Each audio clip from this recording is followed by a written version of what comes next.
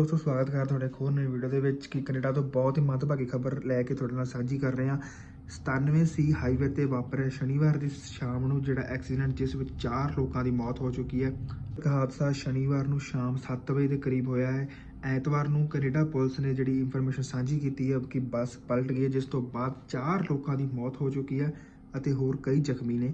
97C ਤੇ ਵਾਪਰਿਆ ਇਹ ਹਾਦਸਾ ਜੋ ਕਿ ਓਕਾਂਗਨ ਕਨੈਕਟਰ ਨੂੰ ਵੀ ਕਿਹਾ ਜਾਂਦਾ ਹੈ, ਲੇਕ ਐਗਜ਼ਿਟ ਦੇ ਕੋਲ ਬੱਸ ਪਲਟ ਗਈ ਅਤੇ ਉਸ ਤੋਂ ਬਾਅਦ ਹਾਈਵੇ ਨੂੰ ਬੰਦ ਕੀਤਾ ਗਿਆ। ਇਸ ਬਾਰੇ ਸਭ ਤੋਂ ਪਹਿਲਾਂ ਜਾਣਕਾਰੀ ਡਰਾਈਵ ਪੀਸੀ ਨੇ ਆਪਣੇ ਟਵਿੱਟਰ ਹੈਂਡਲ ਤੇ ਜਾ ਕੇ ਦਿੱਤੀ। ਦੀ ਜਾਣਕਾਰੀ ਮੁਤਾਬਕ ਤੁਹਾਨੂੰ ਦੱਸਣਾ ਚਾਹੁੰਦੇ ਹਾਂ ਕਿ ਬੱਸ ਦੇ ਵਿੱਚ ਕੁੱਲ 52 ਜਣੇ ਸਵਾਰ ਸਨ, ਜਿਸ ਵਿੱਚ 4 ਲੋਕਾਂ ਦੀ ਮੌਤ ਹੋ ਚੁੱਕੀ ਹੈ, 30 ਤੋਂ ਵੱਧ ਜ਼ਖਮੀ ਨੇ ਅਤੇ 8 ਦੀ ਹਾਲਤ ਗੰਭੀਰ ਦੱਸੀ ਜਾ ਸਕਦੀ ਹੈ। ਪੁਲਿਸ ਦਾ ਕਹਿਣਾ ਹੈ ਕਿ ਬਰਫ਼ ਦੇ ਕਰਕੇ ਸੜਕ ਦੀ ਹਾਲਤ ਬਹੁਤ ਜ਼ਿਆਦਾ ਖਰਾਬ ਸੀ, ਇਸ ਕਰਕੇ ਇਹ ਐਕਸੀਡੈਂਟ ਹੋਇਆ। ਕੰਪਨੀ ਬਾਰੇ ਜਾਣਕਾਰੀ ਦਿੰਦੇ ਹੋਏ ਤੁਹਾਨੂੰ ਦੱਸਦੇ ਹਾਂ ਕਿ ਇਹ ਬੱਸ ਜੋ ਕਿ ਕੈਨੇਡਾ ਦੇ ਵਿੱਚ ਆਮ ਤੌਰ ਤੇ ਚੱਲਦੀਆਂ ਰੂਟ ਦੀਆਂ ਬੱਸਾਂ ਇਹਨਾਂ ਦੀਆਂ ਵਰਕ ਕਰਦੀਆਂ ਨੇ।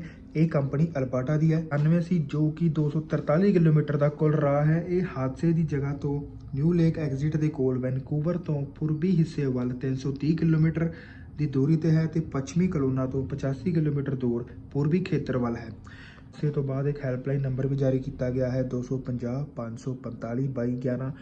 ਇਹ ਹੈਲਪਲਾਈਨ ਨੰਬਰ ਉਹਨਾਂ ਲੋਕਾਂ ਦੇ ਲਈ ਹੈ ਜਿਨ੍ਹਾਂ ਲੋਕਾਂ ਨੂੰ ਲੱਗਦਾ ਹੈ ਕਿ ਸਾਡੇ ਘਰ ਦਾ ਕੋਈ ਵੀ ਮੈਂਬਰ ਇਸ ਬੱਸ ਦੇ ਵਿੱਚ ਸਫ਼ਰ ਕਰ ਰਿਹਾ ਸੀ ਜਾਂ ਕਰ ਰਿਹਾ ਹੋ ਸਕਦਾ ਹੈ। ਜਾਂ ਕੁਝ ਵੀ ਹੈ, ਤੁਸੀਂ ਪੇਸ਼ੈਂਟ ਤੇ ਟਰੈਵਲਰ ਦੀ ਜਾਣਕਾਰੀ ਇਸ ਨੰਬਰ ਤੇ ਕਾਲ ਕਰਕੇ ਲੈ ਸਕਦੇ ਹੋ।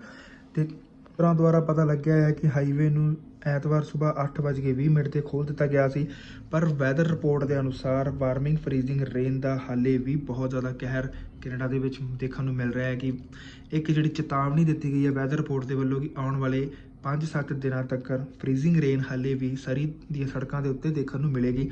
ਅੱਜ ਦੀ ਵੀਡੀਓ ਵਿੱਚ ਇੰਨਾ ਹੀ। ਬਹੁਤ ਜਲਦ ਹਾਜ਼ਰ ਹੋਵਾਂਗੇ ਇੱਕ ਹੋਰ ਨਵੀਂ ਵੀਡੀਓ ਲੈ ਕੇ। ਧੰਨਵਾਦ ਦੋਸਤੋ।